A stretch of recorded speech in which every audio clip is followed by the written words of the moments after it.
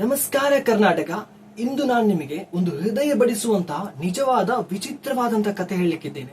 ಇದು ಒಂದು ಸುಮ್ಮನೆ ಕಥೆ ಅಲ್ಲ, ಇದು ಅಕ್ಷರಶಃ ನಡೆದಂತ ಒಬ್ಬಳು ಹುಡುಗಿಯ ಹೋರಾಟದ ಸತ್ಯ. ನಿಮಗೆ ಗೊತ್ತಿರಬಹುದು ಪ್ರಿಯರೇ, ಇವತ್ತು ವಿಜ್ಞಾನ ಎಷ್ಟರ ಮಟ್ಟಿಗೆ ಅಡ್ವಾನ್ಸ್ ಆಗಿದೆ ಅಂದ್ರೆ ಜನರಿಗೆ ಈ ಭೂತ ಅಲ್ಲ ದೇವರನ್ನೇ ನಂಬಲು ಕೂಡ ಸಾಧ್ಯ ಆಗ್ತಾ ಇಲ್ಲ. ಹಾಗಿರುವಾಗ ಇವತ್ತಿನ ಟಾಪಿಕ್ ಏನಂದ್ರೆ ಸ್ವಲ್ಪ ಡಾರ್ಕ್ ಆಗಿರ್ಬೋದು, ಭಯಾನಕವಾದಂತಹ ಒಂದು ಟಾಪಿಕ್, ಅದುವೇ ಪೊಸೆಷನ್ ಅಂಡ್ ಎಕ್ಸಾಸ್ಟಿಸಮ್. ಸೊ ಇದರ ಮೀನಿಂಗ್ ಬಂದ್ಬಿಟ್ಟು ಎಕ್ಸಾಸ್ಟಿಸಮ್ ಅಂದ್ರೆ ಒಬ್ಬನ ಬಾಡಿಯಲ್ಲಿ ಇರುವಂತಹ ಆತ್ಮವನ್ನು ಸಪರೇಟ್ ಮಾಡುವಂತಹ ಪ್ರೊಸೆಸ್ಗೆ ಎಕ್ಸಾಸ್ಟಿಸಮ್ ಅಂತ ಹೇಳ್ತಾರೆ. ಸೊ ನಿಮಗೆ ಗೊತ್ತಿರಬಹುದು ಸ್ನೇಹಿತರೆ, ಭಾರತದ ಹಿಂದೂ ಧರ್ಮಗಳ ಕಲ್ಚರ್ನ ಪ್ರಕಾರ ಯಾವ ರೀತಿ ಅಂದ್ರೆ ಆತ್ಮ, ಪ್ರೇತಾತ್ಮ, ಪಿಶಾಚಿ, ಅದೇ ರೀತಿ ಬ್ರಹ್ಮ ರಾಕ್ಷಸ, ಇಂತಹ ವಿಧಗಳು ತುಂಬಾ ರೀತಿಯ ವಿಧಗಳಿರುತ್ತವೆ. ಸೊ ಹಾಗಾದ್ರೆ ನಾನು ಈ ಟಾಪಿಕ್ ನ ಬಗ್ಗೆ ನಾನು ಮುಂದಿನ ವಿಡಿಯೋದಲ್ಲಿ ನಾನು ನಿಮಗೆ ವಿವರಿಸ್ತೀನಿ. So back to the point.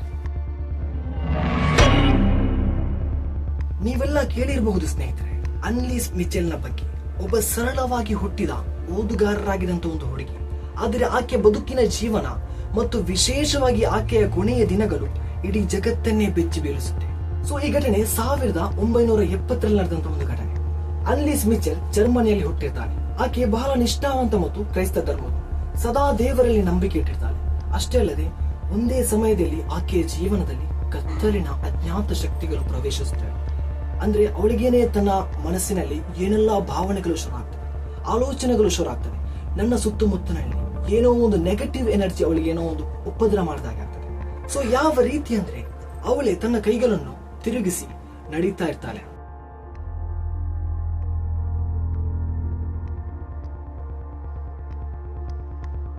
ಅಷ್ಟೇ ಅಲ್ಲದೆ ಏನೋ ಅವಳಿಗೆ ಕ್ರಿಮಿಕೀಟಗಳೆಲ್ಲ ಕಾಣ್ತದೆ, ಅದನ್ನೆಲ್ಲ ತಿಂತಾ ಇರ್ತಾರೆ. ಮತ್ತು ಏನೋ ಒಂದು ವಕ್ರ ಸೌಂಡ್, ಕರ್ಕಶವಾದಂತಹ ಶಬ್ದಗಳನ್ನು ಮಾಡ್ತಾರೆ. ಸೊ ಇಂತಹದ್ದನ್ನೆಲ್ಲ ನಮ್ಮಲ್ಲಿ ಯಾರಾದ್ರೂ ಅನುಭವಿಸಿದರೆ ಅಥವಾ ಕಂಡ್ರೆ ಏನ್ ಮಾಡ್ಬೋದು? ಮೊದಲು ಹೆದರ್ತೀವಿ ಅಲ್ವಾ? ಸೊ ಈ ರೀತಿ ಆದಾಗ ಅವರು ವೈದ್ಯರನ್ನು ಸಂಪರ್ಕಿಸ್ತಾರೆ. ಸೊ ವೈದ್ಯರು ಎಲ್ಲಾ ರೀತಿಯ ತಪಾಸಣೆಗಳನ್ನು ಮಾಡ್ತಾರೆ. ಆದ್ರೂ ಕೂಡ ಯಾವುದೇ ಒಂದು ನೆಗೆಟಿವ್ ಪ್ರಾಬ್ಲಮ್ ಅಥವಾ ನೆಗೆಟಿವ್ ಏನಾದ್ರೂ ರಿಸಲ್ಟ್ ಏನೂ ಕೂಡ ಗೊತ್ತಾಗಲ್ಲ. ಹಾಗಿರುವಾಗ ವೈದ್ಯರ ಶಾಕ್ ಆಗಿ ಇವಳು ಯಾಕೆ ಈ ರೀತಿ ಮಾಡ್ತಾ ಇದ್ದಾರೆ ಅಂತ ಅವರಿಗೇನೋ ಒಂದು ಆಶ್ಚರ್ಯವಾಗುತ್ತೆ. ಸೊ ಹಾಗಿರುವಾಗ ವೈದ್ಯರು ತನಗೆ ಗೊತ್ತಿರುವಂತಹ ಒಂದು ಚರ್ಚ್ ಫಾದರ್ ಅನ್ನು ಇವರಿಗೆ ರೆಫರ್ ಮಾಡ್ತಾರೆ. ಸೊ ತಕ್ಷಣ ಅನ್ಲೀಸ್ ನ ಕುಟುಂಬ ಅವಳನ್ನು ಚರ್ಚ್ ಫಾದರ್ ಆಗಿರುವಂತಹ ರೆನ್ಸೋ ಅವರ ಹತ್ರ ಕರ್ಕೊಂಡು ಬರ್ತಾರೆ. ಸೊ ಚರ್ಚ್ ಫಾದರ್ ಆಗಿರುವಂತಹ ರೆನ್ಸೋ ಅವರಿಗೆ ಅವಳನ್ನು ನೋಡಿ ಗೊತ್ತಾಗುತ್ತೆ ಸೊ ಇವಳು ಪೊಸೆಸ್ಡ್ ಆಗಿದ್ದಾಳೆ ಅಂತ. ಸೊ ಚರ್ಚ್ ಫಾದರ್ ಏನ್ ಮಾಡ್ತಾರೆ ಅಂದ್ರೆ ಎಕ್ಸಾಸ್ಟಿಸಮ್ ನ ಈ ಒಂದು ಪ್ರೊಸೆಸ್ ಅನ್ನು ಸ್ಟಾರ್ಟ್ ಮಾಡ್ತಾರೆ. ಸ್ನೇಹಿತರೆ, ನಂತರ ಏನಾಯ್ತು ಗೊತ್ತಾ? ಆಕೆಯ ಮೇಲೆ ನಿರಂತರವಾಗಿ ಎಕ್ಸಾಸ್ಟಿಸಮ್ ನ ಆ ಒಂದು ಪ್ರೊಸೆಸ್ ನಡೆದ ನಂತರ ಚರ್ಚ್ ಫಾದರ್ ಆಗಿರುವಂತಹ ರೆನ್ಸೋ ಅವರು ಅವರ ಕುಟುಂಬದವರಲ್ಲಿ ಬಂದು ಹೇಳ್ತಾರೆ, ಆಕೆಯ ಮೇಲೆ ಒಂದಲ್ಲ ಎರಡಲ್ಲ 6 ರೀತಿಯ ಡಿಮಾನ್ಸ್ಗಳು ಅವಳ ಶರೀರದಲ್ಲಿ ಸೇರಿಕೊಂಡಿವೆ ಅಂತ ಹೇಳ್ತಾರೆ. ಹೀಗೆ ನಿರಂತರವಾಗಿ 67 ಬಾರಿ ಎಕ್ಸಾಸ್ಟಿಸಮ್ ನ ಆ ಒಂದು ಪ್ರೊಸೆಸ್ ನಡೆಯುತ್ತೆ. ಕೊನೆಗೆ ಅನ್ಲೀಸ್ ನ ಬದುಕು ನಿರಂತರ ಹೋರಾಟವಾಗಿ ಮಾರ್ಪಡುತ್ತೆ. ಅಕಾಲಿಕವಾಗಿ 23 ವಯಸ್ಸಿನಲ್ಲಿ ಅನ್ಲೀಸ್ ತನ್ನ ಅಂತಿಮ ಉಸಿರೆಳೆಯುತ್ತಾಳೆ. ಸ್ನೇಹಿತರೆ, ಆಕೆ ಬಾಕಿ ಇಟ್ಟಿದ್ದು ಒಂದು ಭೀಕರ ಸತ್ಯದ ತಳಹದಿ ಮತ್ತು ಅನೇಕ ಪ್ರಶ್ನೆಗಳು. ಇಷ್ಟು ದಿನಗಳಲ್ಲಿ ನಾವು ಕೇಳಿರುವಂತಹ ಹಾರರ್ ಕಥೆಗಳಿಗಿಂತಲೂ ಭಯಾನಕವಾಗಿ ಈ ಸತ್ಯಾನ್ವೇಷಣೆಯ ಕಥೆ ಇದೆ. ಇದು ನಮಗೆ ಒಂದೇ ಸಂದೇಶವನ್ನು ನೀಡುತ್ತದೆ. ಕೆಲವು ಭಯಗಳು ನಮ್ಮ ಮನಸ್ಸಿನ ಸೃಷ್ಟಿಯಾಗಿರಬಹುದು, ಆದರೆ ಕೆಲವೊಮ್ಮೆ ಅದು ವಾಸ್ತವಕ್ಕೂ ಸಂಬಂಧಿಸಿರಬಹುದು.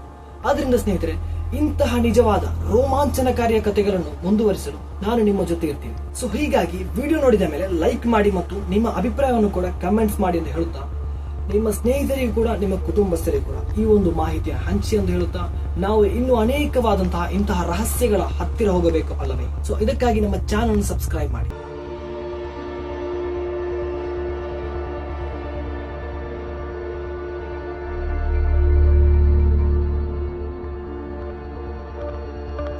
Ich will schon gar für die anderen Leute, die mit mir kommen und so. Aber dass die dann so schlimm ist und so grausam und so furchtbar. Nee. Das tut mir leid, das ist so die falsche Sache.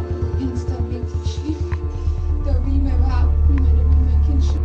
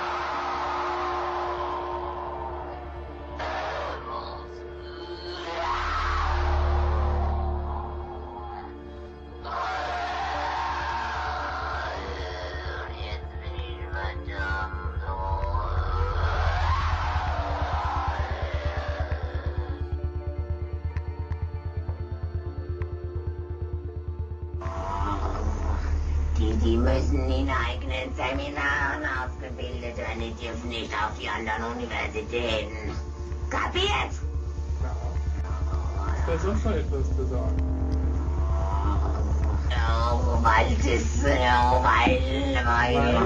Weil der Teufel größere Macht.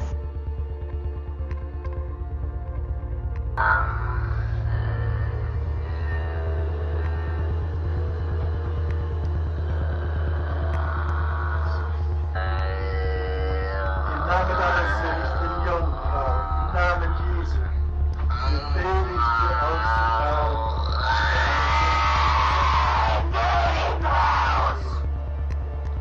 Im Namen des dreifaltigen Gottes, des Vaters, im Namen des dreifaltigen Geistes, befehle ich dir auszufahren von mir.